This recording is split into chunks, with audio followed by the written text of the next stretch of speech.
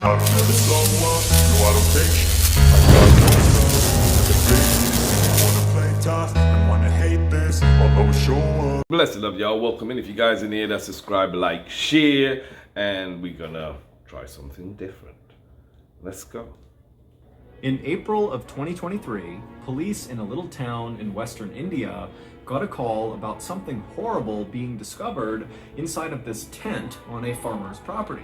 So the police went to this property, they found this patchwork tent, which was propped up against the stone wall on the back of the property, and the police, they opened it up, they looked inside, and at first they didn't really understand what they were looking at. It just looked like a sort of weird religious shrine of some kind.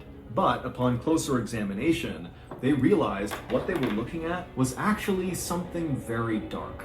This is one of those stories that goes in a totally random direction at the end, and I must warn you, it's quite graphic, so viewer discretion is advised. But before we get into that story, if you're a fan of the strange, dark, and mysterious delivered in story format, then you come to the right place because that's all we do, and we upload once a week. So, if that's of interest to you, the next time the Yeah, if you guys want to see me react to secretly replace any of these marijuana kind of, stash you know what I'm with an ornery saying, 200-pound Komodo dragon. let me know. Also, please subscribe to our channel and turn on all Subscribe. notifications so you don't miss Subscribe to any my of our channel. weekly uploads. Okay, Subscribe let's to get his as into well, but today's subscribe to story. mine as well. You know what I'm saying? Let's go.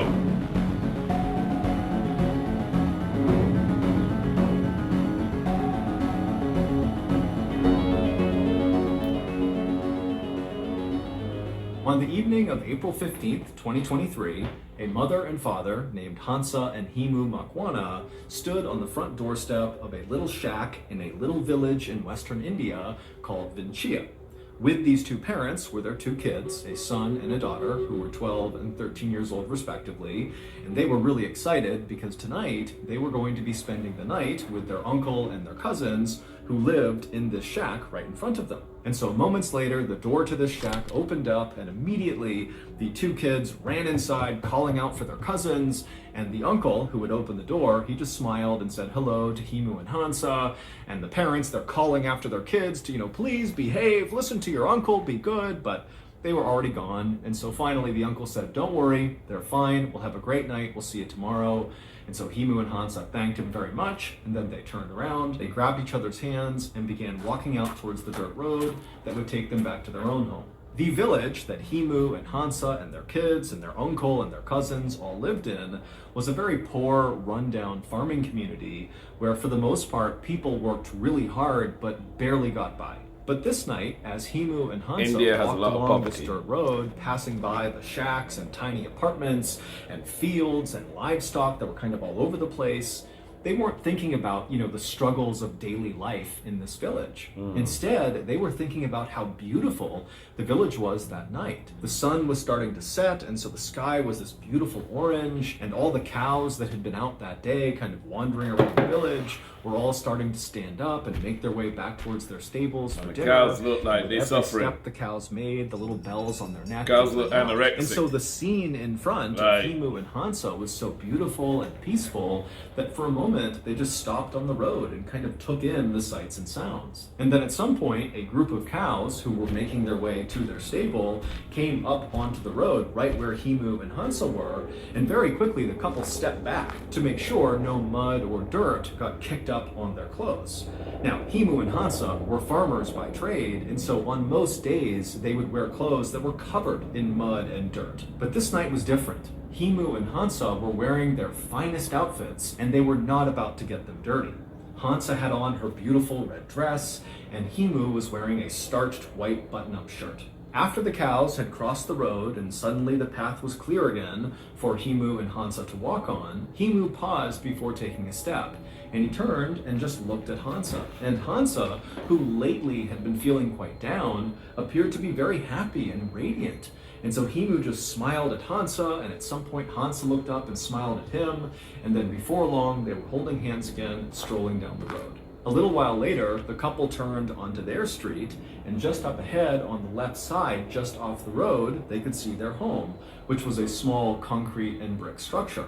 But when the couple actually reached their property, instead of going in the front door, they walked around their property into the back side where all their crops were. They were growing peanuts and cotton. And Himu and Hansa just walked straight back away from their house through these fields all the way to the very back of their property, which was marked by this huge stone wall that was as tall as Hansa was. It sounds And like when they it's going reached bad this wall, real quick. They also reached their tent. It was like this patchwork tent they had built, with one side being supported by the stone wall, and the other side, the side closest to them as they approached it, was supported by these pikes they had driven into the ground. Inside of this tent was the family's shrine to the Hindu god Shiva. And over the last couple of days, Himu and Hansa had been working on Shiva, this so new you gotta addition sacrifice to the family shrine. It had been a lot of work, people or but animals it was to finally Shiva done, right now. and tonight, Himu and Hansa were finally going to be able to use it. The couple stood outside the tent, taking in the sights and sounds of the beautiful sunset, and then, one after the other, they went inside the tent. The next day, sometime in the afternoon, Himu and Hansa's children returned from their uncle's house after sleeping over there the night before. And when they got to their home, they went in the front door and immediately called out for their parents. But their parents were not inside the house. And so these siblings walked all around the house and then went out the back door thinking maybe their parents were out in the fields working. But when they went outside, they saw their parents were not out there either.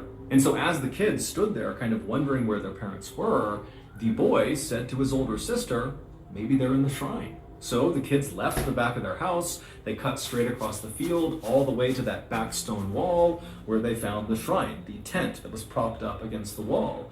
And right away, the kids noticed something was off about the shrine.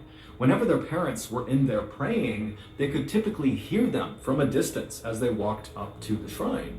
But now, standing right outside of it, it was totally silent. The kids finally lifted up the flap of the tent, and they looked inside, and once again, they did not see their parents. Instead, what they saw inside of the shrine was totally confusing. Okay. See rocks, like a little pit. Once the news headlines fade You know, about whatever terrible thing happened to them, the victims of violent crime and their families are often left to pick up the pieces of their shattered lives all on their own.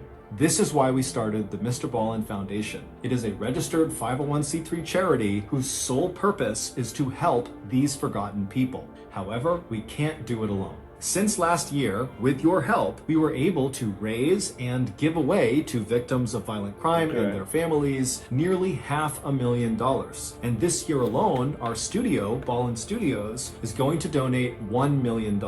And to be clear, the Mr. Ballin Foundation does not make a profit. Zero. Meaning 100% of your donations to the foundation go to the cause. Not to overhead, not to salaries, nothing. It's just the cause. So if you're looking for a highly transparent, very active charity that is just trying to do the thing we say we do to support victims of violent crime and their families, then look no further than the Mr. Ballin Foundation. To make a donation, simply go to mrballin.foundation and click on Donate. Again, that's mrballin.foundation and click Donate. All right.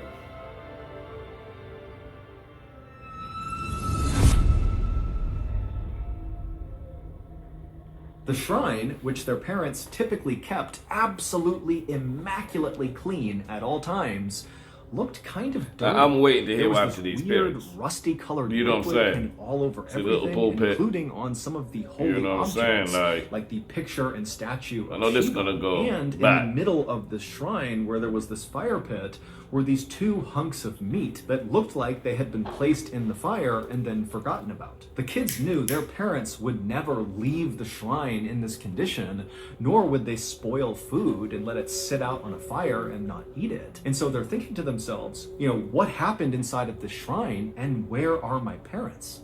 And then, when they did one more look around the inside of the shrine, they noticed something that they had not when they first opened up the tent. When they realized what it was, they screamed and took off running. This is the story behind what those children saw. The night before, when their parents, Himu and Hansa, stepped inside the tent, they looked around and surveyed the shrine. Right in the middle of the shrine on the ground was that fire pit, and then off to the right side of the fire pit was a small egg-shaped statue that was a statue of Shiva, and then next to the statue was a picture of Shiva. Shiva is a powerful figure in the Hindu religion. He is viewed as a god of both rebirth and of destruction. And when he is portrayed, like in the photo and in the statue that was inside of the shrine, his skin is smeared white with the ashes of corpses. He has crescent moons in his hair, and around his neck are snakes and skulls. And so Shiva is kind of viewed as both a loving, kind god and also one to be scared of. And so after the couple looked around at their shrine for a second, they got to work. Even though that night it was very hot and muggy outside, the first thing the couple did was get some firewood off to the side inside of this tent, put it in the fire pit, and start a fire. And then after the fire was built, Hansa began sprinkling orange flower petals all around the statue and picture Probably they of suffocate Shiva. themselves And at at the the same time, Himu got out a piece of Carbon paper monoxide. and began writing a note. And as he wrote, his hand shook with nervous anticipation of what they were going to do that night. And then after Himu finished writing this letter, he and Hansa dipped their thumbs in ink and pressed them to the bottom of this note, kind of like signing the note. And then after the note was complete, they folded it up and tucked it between the statue and the picture of Shiva. Then Himu and Hansa turned their attention to their newest addition to the shrine. The new addition basically just looked like a big door frame, but without a door in the middle of it. It was made out of scrap metal that Himu and Hansa had gathered around their village, and if you were standing in front of this structure, it would almost look like you were looking at a doorway into the fire pit. And also draped over the top of this rectangular frame was a white rope. And so Himu and Hansa moved over right in front of the structure as if they were going to walk through the frame into the fire. But instead of doing that, they knelt down right at the base of the structure, right in the dirt, and then they both, in unison, began to say a prayer out loud. And then after the prayer was done, Himu reached up and grabbed one end of this white rope, and he began pulling it until it was tight.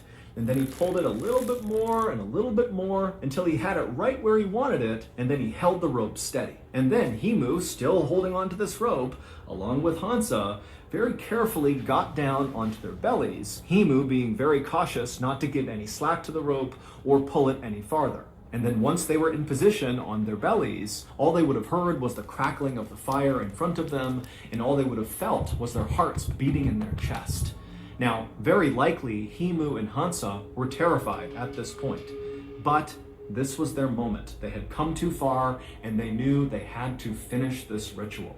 And so, with one last loving look at each other, the couple nodded and then turned their attention back to the fire, and then Himu let go of the rope. The rusty-colored liquid that Himu and Hansa's children would discover inside of this shrine the next day was Himu and Hansa's blood.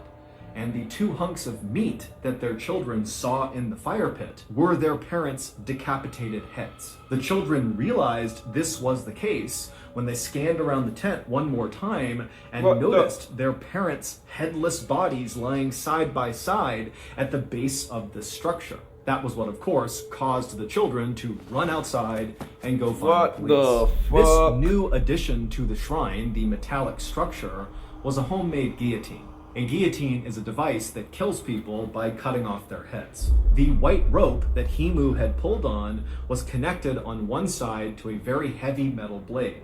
And so when he was pulling the rope, he was pulling that blade up off the ground until it was positioned right above them. And then he held it steady. And then when he let go, the blade fell straight down, striking the backs of their necks, decapitating them instantly and sending their heads rolling forward into the fire, as designed. When the police arrived at the shrine, they would find that letter that Himu and Hansa had written and then signed with their thumb, tucked near the statue and picture. And in this note, Himu and Hansa would not give a reason for why they did this, but they would say, this was our choice, we wanted to do this, we just asked that our living family members take care of our children and our elderly parents. No one has been able to give a reason for why Himu and Hansa intentionally decapitated themselves and then let their heads burn in a fire. Their family has said there was no indication that the couple was going to commit suicide. I mean, they seemed happy, they were not financially well off, but they were not financially struggling either.